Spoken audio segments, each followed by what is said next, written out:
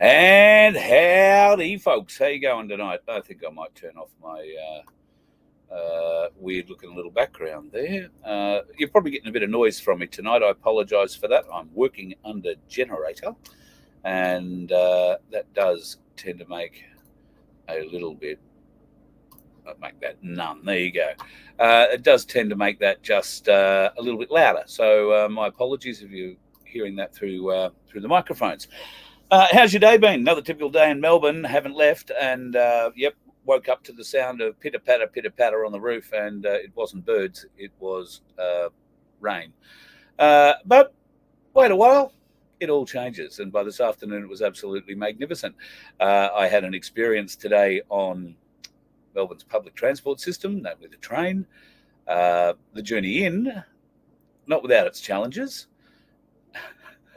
I haven't told Doris and Micheal this because, really, Doris picked me up from the station and I ran in here to try and get this show prepped. So let me share with you what happened on the way in to Melbourne today on the train. So Doris very lovingly drove me to the railway station, advised me that I needed to buy something called a Micheal and just tell them where I wanted to go and that I wanted to come back again, and they'd load it up and it would all be good. So that not difficult at all. And in fact, that's exactly what happened. The gentleman there was very good. And he told me, don't forget to tap on when you get on. And I said, okay, righto, no worries. First of all, I went to the wrong platform, but I caught that mistake. Then got on the right train. And while I'm walking around the inside of the train looking for somewhere to use my Micheal and beep on, the doors have closed. And I figured out as we drove past them that I was meant to tap on at something, back out on the platform.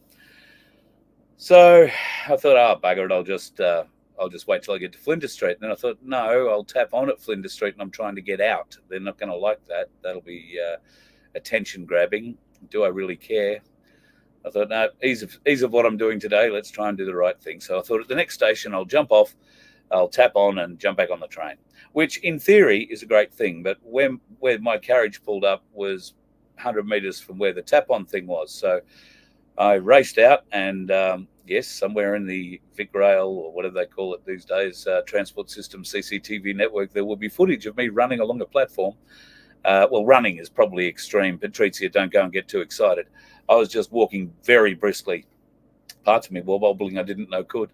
And got to the machine, beeped on it, turned around, and there was a door just there to the next, to the carriage, and I just watched it closed. Bastard. So, missed the friggin' train. Waited around 20 minutes, another train turned up, so it was all good. And I wasn't really on a specific timeline. It all worked out quite nicely. A lovely afternoon walk through the city and into Collins Street. 357 Collins Street is where you find Ainslie Bullion. And they're on the 14th floor. And Micheal and his team are very well placed to help you out in the silver and gold area, as you will see, because we sat down and we had a little bit of a chat about the market. I did ask him about vaulting versus hanging on to your silver and gold, and when it comes time to sell, being in the queues. He does give a very good explanation of what happens there, so watch out for that. Now, I'll put that together. I doubt you'll see it tomorrow night, but it probably will be Thursday night at this stage. I'll get that organised by then. Why not tomorrow night? Well, tomorrow night might be a bit iffy all round, but I'm aiming to get a show done. I'm hitting the road and leaving Melbourne tomorrow. I have to be in different parts by early next week, and those different parts are in a different state. So I'm heading off there.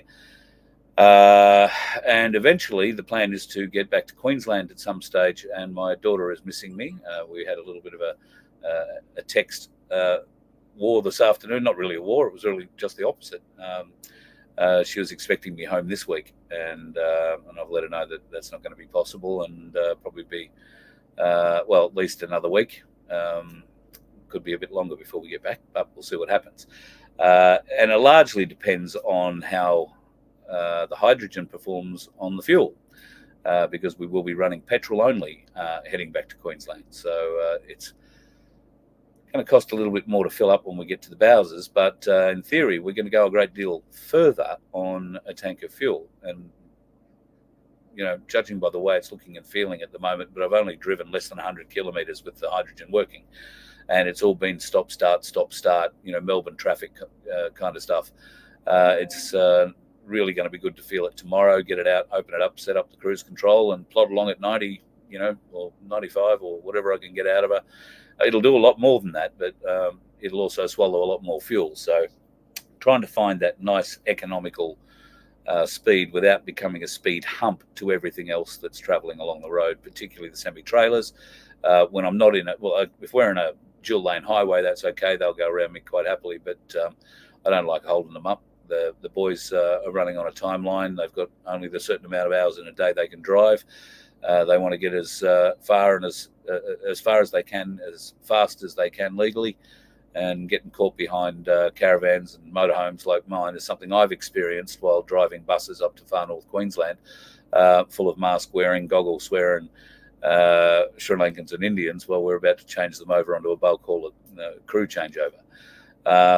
And it can be a bit frustrating because you're working on timelines that you have to meet, and you come across, big vehicles that are travelling slowly for a reason, and I understand why. But keep your CB on, folks, if you've got one of those. I have one. Sometimes it works. I mean, it always hears, but sometimes the microphone doesn't work. Vince had a look at it, and we thought we'd fixed it, but it seems to do the same thing. I've got to sort of pull the microphone out and plug it back in again, and it starts working. But if you call up, say g'day, happy to do that. And I've had quite a lot of truckies who are saying hi as I'm travelling around. So g'day back, guys. Lovely to catch up, and thank you for the hospitality that you show when I pull up in some of the service centres that we stop at on the road. So it's really nice to see some of you guys coming over and saying hi, wanting to learn more. And I was only saying to Micheal today that I've had conversations with a number of truck drivers about superannuation, about gold and silver, and particularly investing in gold and silver. So the boys are thinking about it, that's for sure. And doesn't mean you've got to go out and buy 25 kilos of it, but I will show you a little bit of what you will see when I get the video cut. Of course, that Ainslie Bullion have released a half-ounce Tree of Life or Tree of Money tree coin. It's not a coin, I beg your pardon, it's a round. That explanation as to why it's called a round and not a coin is going to be in that interview. But they've now also released a 1 ounce version of it. Now, I'll try and get it up close so you can see. And that is just a beautifully minted Ainslie coin that is around $40. Just beautiful coin. There are other very beautiful coins, including if you happen to have a spare, I don't know, $3,000, just over, 3,000 and a bit dollars, I think the gold price is today for an ounce, then the Lunar Dragon 1 ounce coins are just magnificent. I have some pictures which I will show you. I don't have one. I did suggest to Micheal that there were some fingerprints on it, and he couldn't sell it. He might have to figure a way of writing it off, and we both laughed. He went home with the coin. Well, went back to the vault with the coin. But yeah, you can get one if you've got the money, and it's a 1 ounce, beautiful, stunning coin.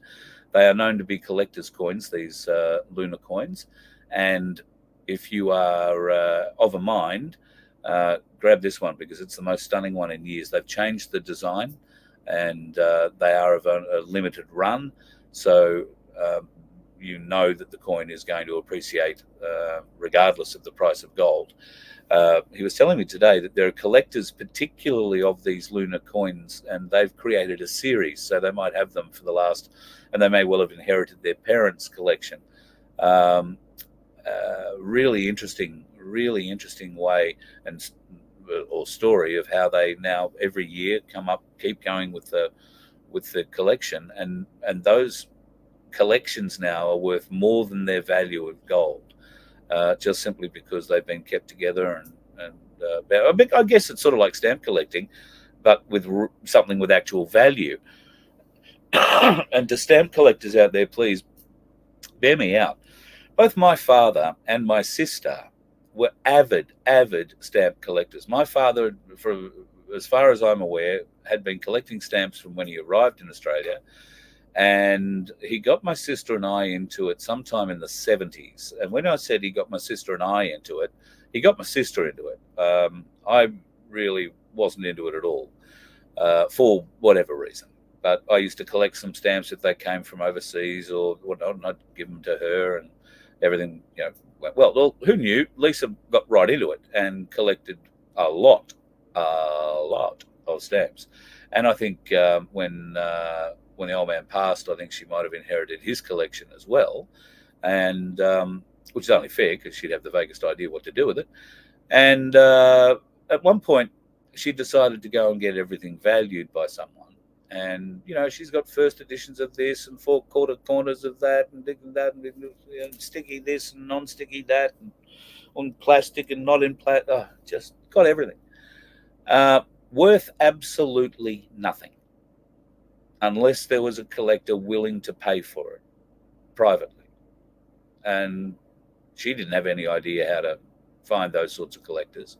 So you go to the stamp shops, the collector shops, and they tell you, a very, very low ball price, and that, the whole thing's worthless. Well, either way, it may as well be worthless, because unless there's going to be a collector come out of nowhere and somehow miraculously find people like my sister, because she's not advertising the fact, obviously. She gave up on the whole thing. I'm not even sure if she didn't have a little spiritual sacrificial burning party once over a few bottles of wine, glasses of wine. So I don't know. You don't have that problem with gold and silver, because it's always worth its weight, and it is the precious metals of choice. Speaking of precious metals of choice, we will also have a discussion about a platinum coin, which, we'll talk a bit about platinum.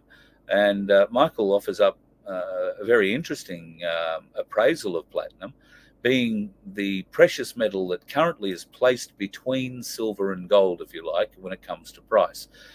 Ainslie, of course, have got platinum bars available, but there is a new platinum coin that's out too. We'll show you that one. It's got the most adorable koala on it. So, 10 cent. I did star one of your comments there. It said you were driving at the moment, eyes on the road, better not be a dickhead. Yes, please don't do that. J.I., thank you so much, and thank you for your blessings. I appreciate it. This sort of goes for all of us. So thanks, Springtree. Hello, all the brothers and sisters. And Chriso was again first in the room tonight, and I do like your style. Good evening, ladies and gentlemen of purpose.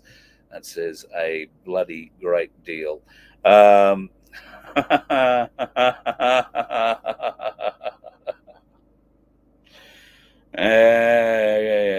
Guess who that is, folks? Just between you, me, and the gatepost. Listen, if you are into personal training, I haven't downloaded the business card yet, but Fit and to Fit at Personal Training could well be your personal torturer of choice if you live in the Melbourne area. I'm not saying that at all. I tell you what, hell of a juice maker. Rides a nice little motorbike. But if you want to get fit, then I think you'll find that this young lady can really help you out. And she's motivated me, and she hasn't even managed to get me to go for a walk yet. So, you got to say that just by giving me a bottle of juice, which, hang on one moment. I just want to prove I have emptied and, drained completely. Absolutely stunning, that juice. Cold press juice hasn't yet shared the ingredients entirely with me, or the way that a cold press juicer works, but I guess I can read the instructions. But if I can get that, that would certainly aid me in what is proving to be one of my greatest desires, and that is to give up Red Bull. you all know that I've been known to drink more than 1 can of Red Bull in a day. Guess what I saw yesterday? I'm not sure if I showed you this last night. Bull semen apparently is in Red Bull.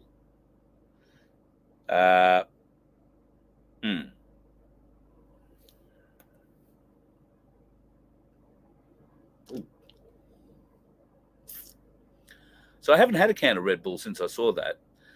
And I sent that to my daughter, who also has a similar fixation with the blue and red and silver. She laughed outrageously, said, I already know that, and it's not true. I don't know if it's been fact-checked. I haven't bothered fact-checking because I haven't had a can of Red Bull since I saw that. I figure that's a good thing. So why go destroying a good thing at the moment, particularly when there's juice like that available? Well, available if you're in Melbourne and you happen to be, part of the fitness team, working with the lovely Patricia. So I couldn't recommend her highly enough, folks. If you seriously are just looking for a bit of personal training, you want to tone up, you want to build up, or you just want to lose some weight. Really nice person, really, really nice person who loves helping her clients, lives by it and has been doing it for some time. And I've met her mum, right? So, comes from good stock. What can I say? Good Polish stock. So that probably explains where the juice came from, because I haven't had one yet, but I am going to go back in and have one of these beers that Micheal makes, Micheal also being Polish. And I tell you what, it tastes so much like the juice, just, well, with alcohol. But, oh, God, it was good. Anyway, the beer's good. So too is the juice, and I highly recommend Patricia's services. So say hi to her in chat, and I will get a business card up so I can show you how to contact her in the near future. She has a studio in Melbourne. It's in the south, closer to the city, I think. And if you are in need of like a gym sort of workout, that kind of thing, she can do that. Or there is the outdoors kind of stroll along and keep up a decent pace. Carl, stop lagging behind. Keep moving, keep moving. Sorry, that was that last person who tried to take me for a walk. The PTSD, I'm nearly over it. Right? Just saying. Anyway, let's get on to a few interesting things rather than this sort of bullshit. Although, sperm whale in energy drinks, if they're a sperm whale, if they're doing sperm in energy drinks, then, yeah. Well, you've got to be, somebody here is saying, yeah, Pete, many cups of coffee. Yeah, huge amount of coffee. Got to be careful of coffee you drink. Somebody tried to feed me coffee that was made out of a bean that had been shit out of a monkey sometime in the past at one stage. Charged some phenomenal amount of money for it. Of course, we all know where, those sorts of people come from. All right. So I did say there are a couple of interesting things going on at the moment. Bit of talk about gateways. Stargates. Now, this is supposedly something that came from the Egyptian Gazette, supposedly way back in the day. You can see the eye in the top right-hand corner. A mystery object uncovered in Giza, gateway of the gods, all that. Now, I don't believe for one moment that's actually a original or real document. However, there have been a lot of these Stargate stories coming out behind the scenes in recent weeks.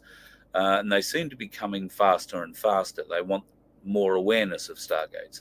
And there is a great deal of truth that if you go and watch the Stargate series, TV series, or the first 2 Stargate movies, you will find many great truths and similarities between the Stargates that they use and the Stargates that have actually been found on Earth. And they've been found here for hundreds of years.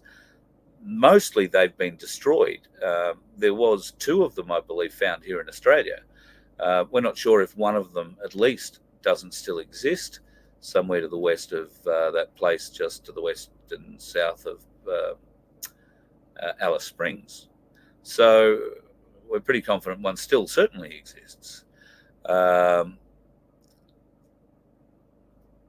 won't go too much further. Otherwise I'll get myself in all sorts of trouble. And you know what happens when you get in all sorts of trouble? You make a list. Now, there are many lists. Some lists are good to be on, I grant you. Some lists are bad to be on. Some lists are worse than other lists to be on. This would be a bad list. Very hard for you to see and read, but I haven't had time to sort of blow the whole thing up or redesign it to show you. So that's literally a screenshot, I think, that's cut down. But that is the list, the target list for the rods of God, apparently. Now, ROG, that's what rods of God, well, it's what ROG stands for, rods of God.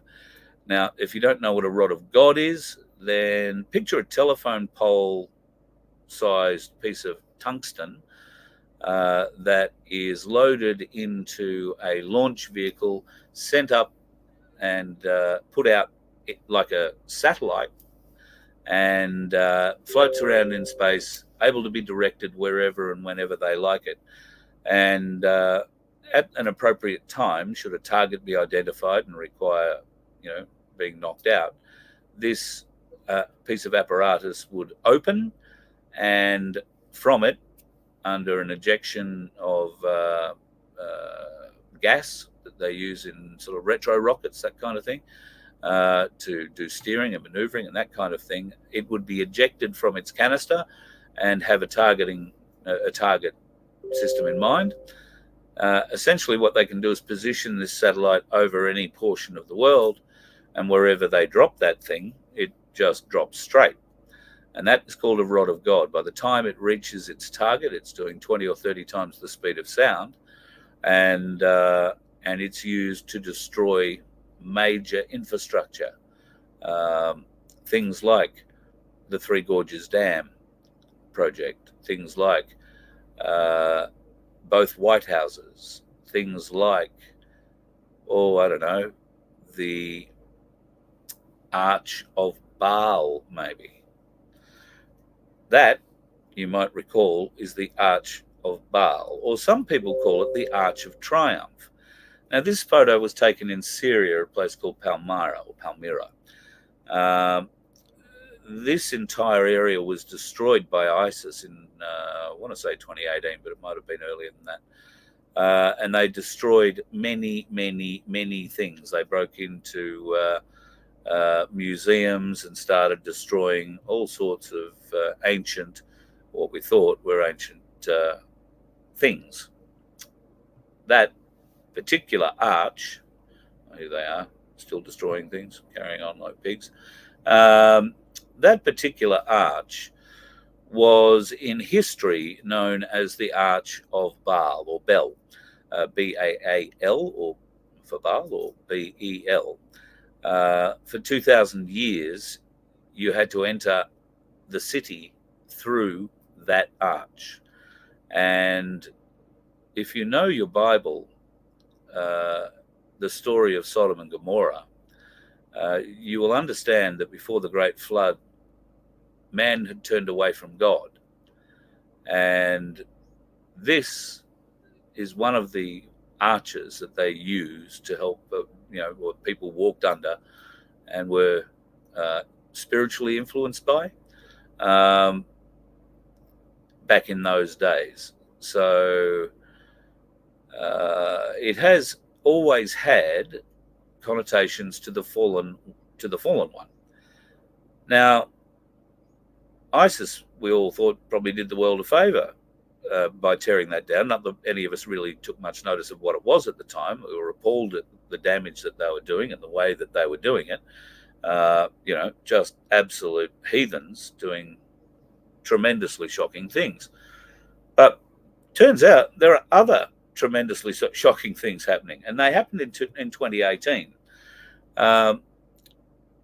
They remade this faithful reproduction of the Arch of Baal, and they put it in New York City. This one happens to be in Washington, D.C., and there was another that they built in Trafalgar Square, and Boris, the wonderful man Johnson, he was there to open it. So at any rate, they've got, in the same basic week, in 2018, in September of 2018, they erected these as a sort of a cultural, I don't know, tip of your hat to the destruction of not just that antiquity, but many others, and left them stand for a week.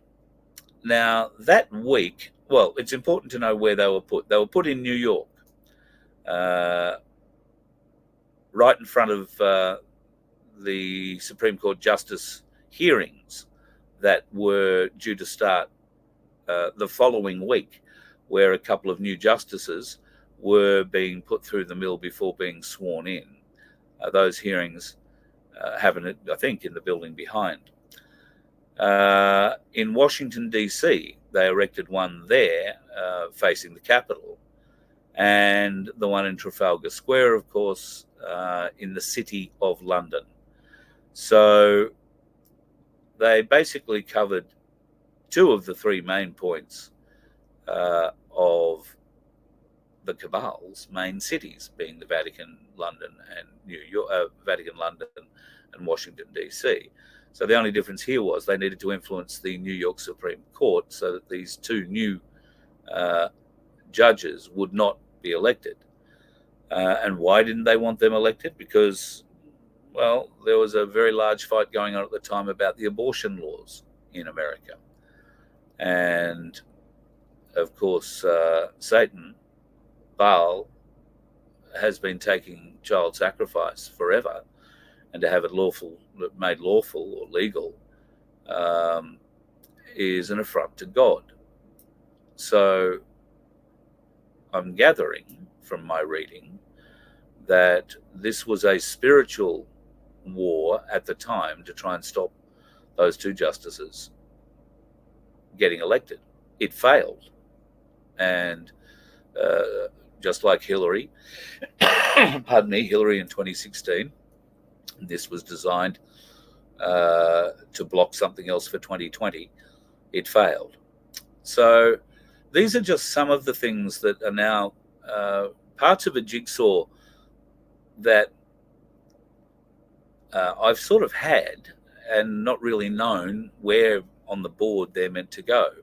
This is now starting to fit in because the timing of these events all coincide with certain other things. And this is what the cabal does. They do things in public and they encourage mass sacrifice on a grand scale. So now we're looking for things not unlike this just prior to 2020.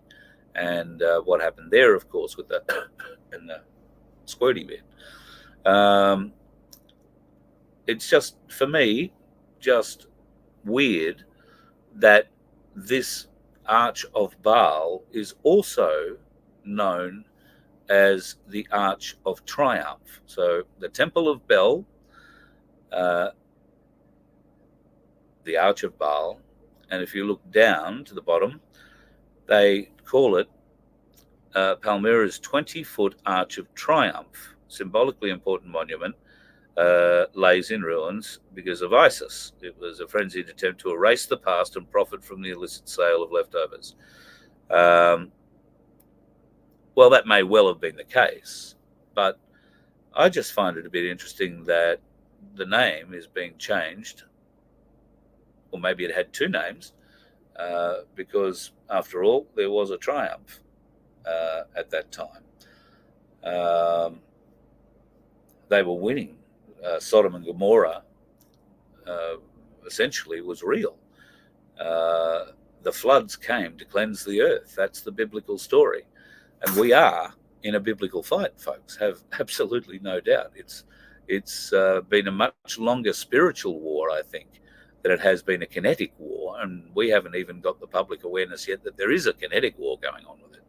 So, let's not go and get too excited about what that sort of stuff holds. But anyway, do you want to learn how the banks make money? If you're not aware, I was asked by somebody the other day, where would we be without the banks? What are we going to do without the banks?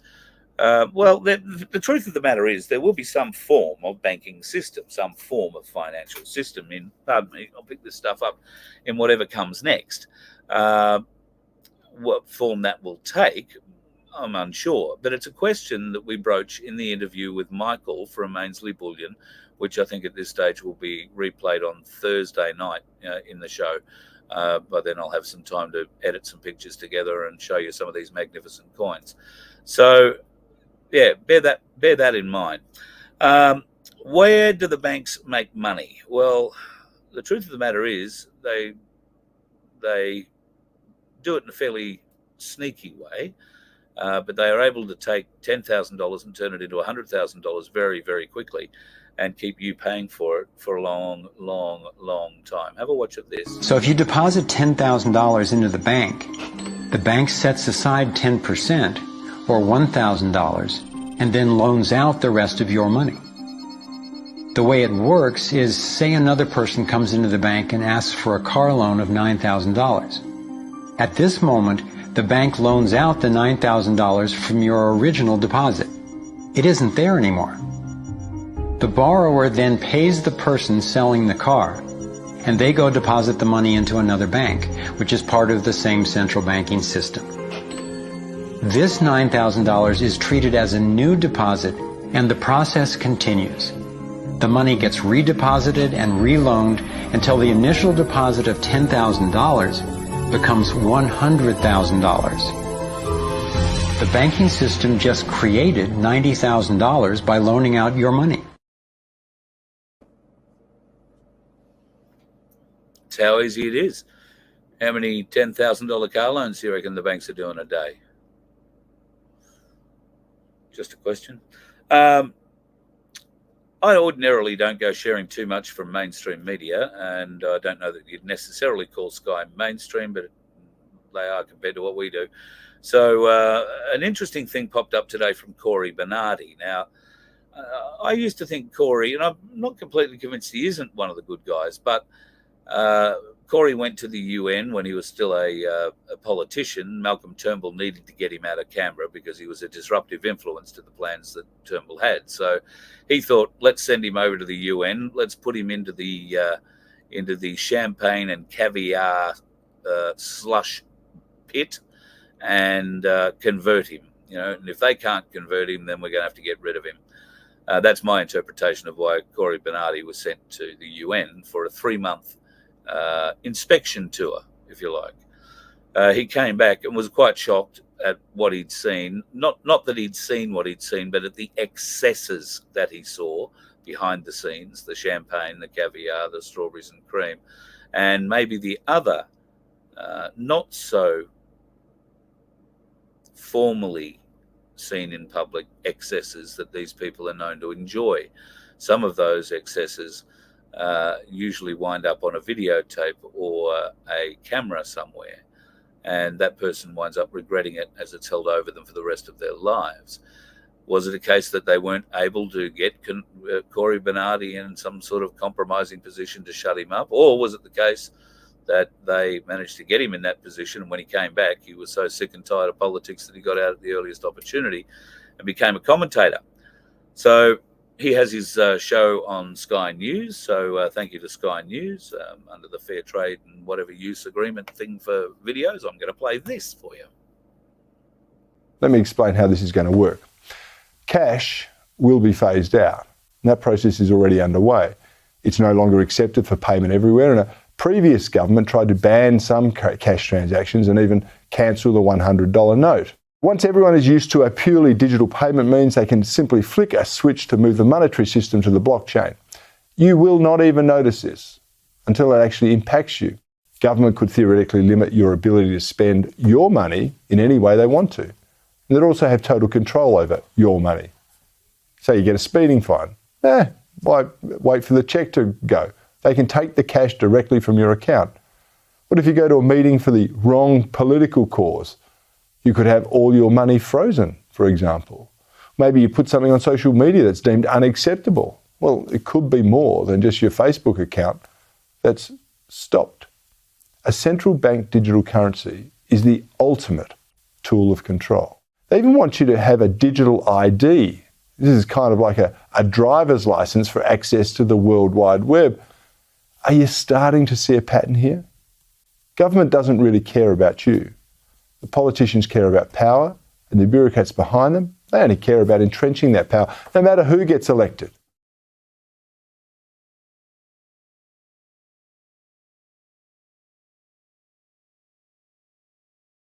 With him. Could not agree more with him.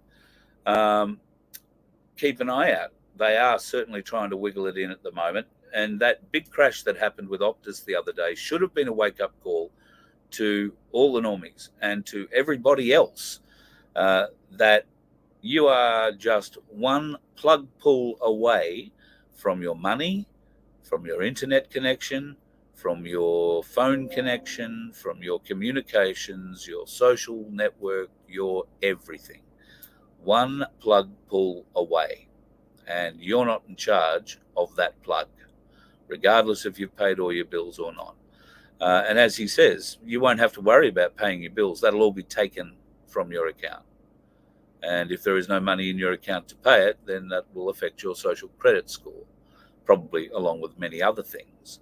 So be very, very aware of what's going on with that at the moment. I started a comment up here that I just saw. Debt, I don't know, Bill, if you've got your tongue in cheek here. Debt is what makes the economy grow.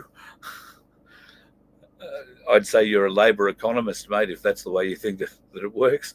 I do hope you've got your tongue in cheek there. And if you haven't, then let me just say, if you weren't in debt, would you have more money to spend in the economy or less? If you weren't in debt, if you weren't, up to your eyeballs and having to work all day, every day to slave to pay off that debt, which is probably an illegal debt against you anyway, and a secondary debt, or not even a debt, they're just double dipping, because if you're slaving away to pay anything that's in your name in capital letters, then that debt has already been paid out of your CQV. That company is just double dipping and trying to get you to pay it again because you don't know the difference. So if, using your theory, debt makes the economy grow, we should be growing at twice the speed, I would have thought. But we're not.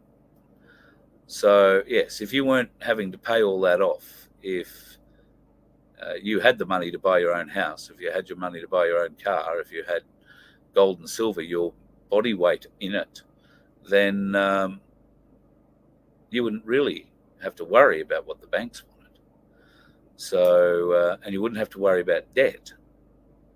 So, the way that our taxes work, people think that our taxes go to pay off debt. Well, it sort of does, it sort of doesn't. Our taxes don't go off to pay anything here in Australia. They go straight to the central bank. Straight to the central banks.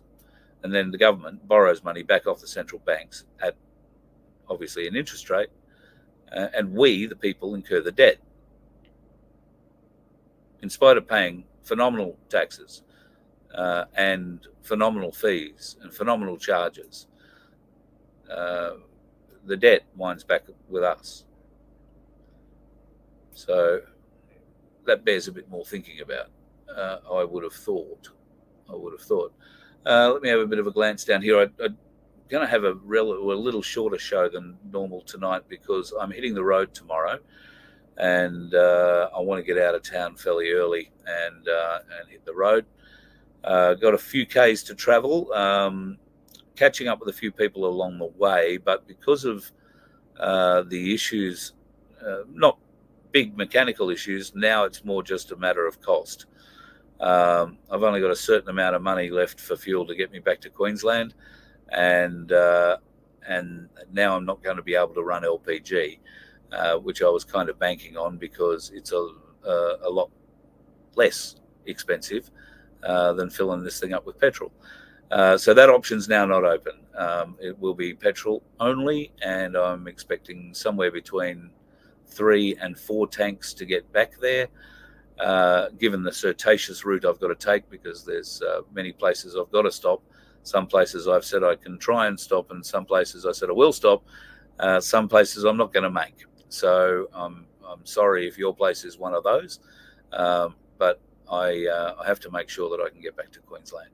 So that's the plan so far. We'll get underway tomorrow. I'll do a show on the road tomorrow night from wherever I pull up. Thursday night, the show will be about Ainslie Bullion for the most part, and you'll be able to see what Micheal and I spoke about.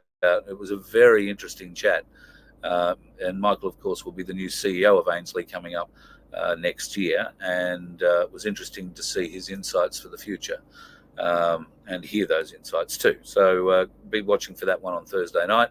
And then Friday, Saturday, Sunday, well, there'll be a show somewhere Friday.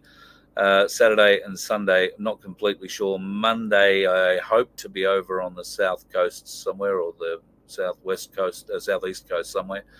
And then slowly be working my way north from there, and spending a little bit of time in a couple of different places along the way to catch up with some very strong members of our Freedom family. And I'm looking forward to seeing what can come from those meetings. I want to say that the ones that I've had so far in Victoria have been outstanding, and everybody in Victoria, if you aren't already aware of her and following her, you guys should be following Truth Seekers. Beck and Justin and the crew from Truth Seekers are an exceptional bunch of podcasters, let's call them right now. And Beck and Doris and Maddie are putting out a new podcast. I think they've had one episode out already. It's called The Five Sisters. So Sherry's in there too, and I want to say, I'm going to get a name wrong, the last one, Belinda. Probably got that very wrong. My apologies if that's the case. Five Sisters, so watch out for that, and you'll be hearing more of them on the radio station, which hopefully Saturday and Sunday I'll be able to get a bit more work done on. So looking forward to catching up with everybody along the road, and if you're not going to be on the road, then be very careful.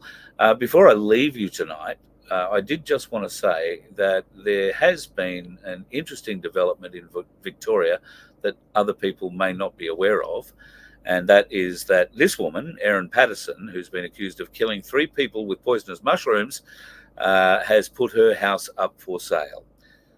There is no truth to the rumour that they found fungi in the walls. Just saying, no truth at all. Don't get carried away. All right. Wasn't the best joke? I understand. Be safe, be out there, avoid dickheads at all costs. You let one ant stand up to us, then they all might stand up. Those puny little ants outnumber us 100 to 1. And if they ever figure that out, there goes our way of life. It's not about food. It's about keeping those ants in line. That's why we're going back. Does anybody else want to stay? Let's ride!